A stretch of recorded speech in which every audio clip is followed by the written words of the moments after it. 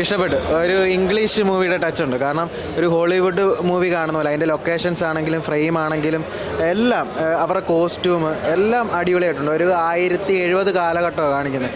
ആ കാലഘട്ടം കൃത്യമായിട്ട് കണ്ടിന്യൂറ്റി എല്ലാം പക്കയായിട്ട് കീപ്പ് ചെയ്ത് അവർ പോയിട്ടുണ്ട്. എന്താ പറയുക, ഫസ്റ്റ് ഹാഫൊക്കെ ചെറിയൊരു ഇത് തോന്നി, കല്ലുകടി തോന്നി ചില സീനൊക്കെ. അത് കഴിഞ്ഞ് പിന്നെ അടിപൊളിയായിരുന്നു. സെക്കൻഡ് ഹാഫൊക്കെ ഭയങ്കര രസമായിരുന്നു.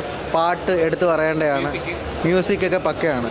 പിന്നെ എന്താ പറയുക, അതിൻ്റെ ആർട്ട് ചെയ്തേക്കുന്ന ആൾ അടിപൊളിയായിട്ടുണ്ട്. നമ്മളെ കുറച്ച് ഫ്രണ്ട്സൊക്കെ ഇതിൻ്റെ അത് ജൂനിയർ ആർട്ടിസ്റ്റായിട്ടൊക്കെ പോയി. അവരൊക്കെ ഒരുപാട് കഷ്ടപ്പെട്ടു. എന്തായാലും എല്ലാവരും കഷ്ടപ്പെട്ടതിൻ്റെ വലിയൊരു സംഭവം ഈ സിനിമയിൽ നമുക്ക് കാണാൻ സാധിക്കും. പാർട്ട് 2 വേണ്ടി വെയിറ്റ് ചെയ്യുക. ഇതുപോലത്തെ സിനിമകൾ കാണണം. കാരണം ഇത്രയും കഷ്ടപ്പെട്ട് നമ്മൾ 3 മണിക്കൂറാണ് കണ്ടെങ്കിലും ഏകദേശം എനിക്ക് തോന്നുന്നു 1.5 വർഷത്തിന് മേളിൽ കഷ്ടപ്പെട്ടൊരു സിനിമയാണ്. അതേപോലെ അവർ കഷ്ടപ്പെട്ട് എടുത്തിട്ടുണ്ട്. അപ്പോൾ എല്ലാവരും വന്ന് കാണണം. എല്ലാവരും എന്താ പറയുക, ഒരു ഇംഗ്ലീഷ് പടത്തിൻ്റെ ആ ഒരു സെറ്റപ്പ് തന്നെ ഉണ്ട്. അവരുടെ കഷ്ടപ്പാടാണ്. എല്ലാവരും വന്ന് കാണണം. നല്ല സിനിമയാണ്, അടിപൊളിയാണ്. വളരെ ഇഷ്ടപ്പെട്ടു കേട്ടോ. പിന്നെ അനിയൻ്റെ ഒരു എൻട്രി ഒക്കെ നല്ല അടിപൊളിയായിരുന്നു. നല്ല കോംബോ വന്നിട്ടുണ്ട്, നല്ല അടിപൊളിയായിട്ടുണ്ട്. ഓക്കെ, നല്ല അടിപൊളിയായിട്ടുണ്ടല്ലോ. ആ, എല്ലാം നല്ല ഒന്നിനൊന്നും മെച്ചമായിരുന്നു. നല്ല 3D ഇതായിരുന്നു. നല്ല മ്യൂസിക് ഉണ്ടായിരുന്നു കേട്ടോ. ഓക്കെ, ഇഷ്ടമായിരുന്നു. അതുകൊണ്ട് രാവിലെ തന്നെ വന്നു കണ്ടു. നല്ല എൻജോയ്മെന്റ് കാര്യങ്ങളൊക്കെ ഉണ്ടായിരുന്നു. ഓക്കെ, അതൊക്കെ ഞാൻ എത്തിയായിരുന്നു. ഓക്കെ, ശരി. നല്ല പടം, ഞങ്ങൾക്ക് ഇഷ്ടമായി. ഇനി ഇതിന്റെ ഒരു പാർട്ടും കൂടെ വരണമെന്ന് ആഗ്രഹിക്കുന്നുണ്ട്. വരുമല്ലെന്നറിയില്ല.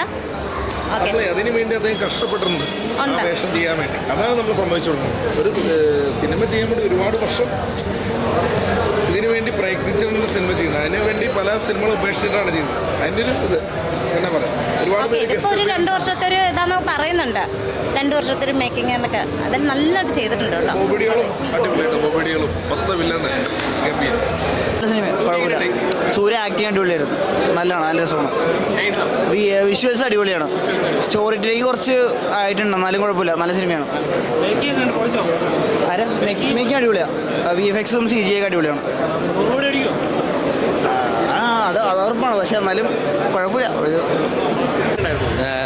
പടം ഒരു ആവറേജ് അനുഭവം മാത്രമായിരുന്നു. കാരണം സൂര്യയുടെ ഡബിൾ റോൾ ഉണ്ടാകുമ്പോൾ തന്നെ നമുക്കൊരു പ്രതീക്ഷ ഉണ്ടായിരുന്നു സൂര്യ ആ ഒരു ലെവലിലുള്ള കഥയായിരിക്കും എന്നുള്ള രീതിയിൽ. പക്ഷേ സൂര്യയുടെ കഥാപാത്രം സൂര്യ ചെയ്ത് ഫലിപ്പിക്കാൻ മാത്രം അത്ര സ്ട്രോങ് ആയിട്ടുള്ള ഒരു കഥാപാത്രമായിരുന്നില്ല എന്നുള്ളതാണ് ഒന്നാമത്തെ ഡിസപ്പോയിൻറ്റിങ് ഫാക്ടർ. പിന്നെ രണ്ടാമത്തെ ഡിസപ്പോയിൻറ്റ് ഫാക്ടർ VFX സൈഡിൽ വന്നിരിക്കുന്നതാണ്. VFX ഇത്തരം പടത്തിൽ പഴയ കാലഘട്ടം കാണിക്കുമ്പോൾ ചില സീനുകൾ, ചില സിറ്റുകൾ ഗംഭീരമായിട്ട് വന്നിട്ടുണ്ട്. പക്ഷേ ഈ ആനിമൽസിനെ കാണിക്കുന്ന സീനുകൾ, അതുപോലുള്ള സ്കൈ ഷോട്ടുകൾ കാണിക്കുന്ന അങ്ങനത്തെ സീനുകളിലൊക്കെ VFX തീർത്തും നിരാശപ്പെടുത്തി.